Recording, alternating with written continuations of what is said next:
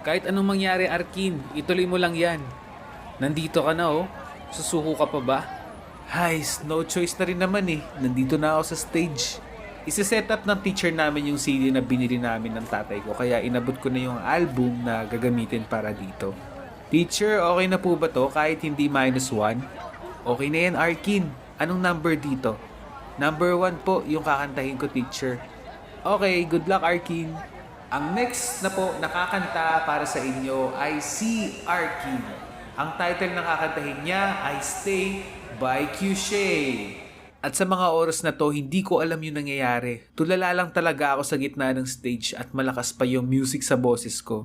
Hindi rin ako gumagalaw nun dahil nakatingin sa akin lahat ng tao. Para akong tinaihan ng ibong Adarna. Naging taong bato lang ako nun. Bunga nga lang yung gumagalaw tapos yung lalamunan ko dumudulas. Alam mo yung pagkakanta ka tapos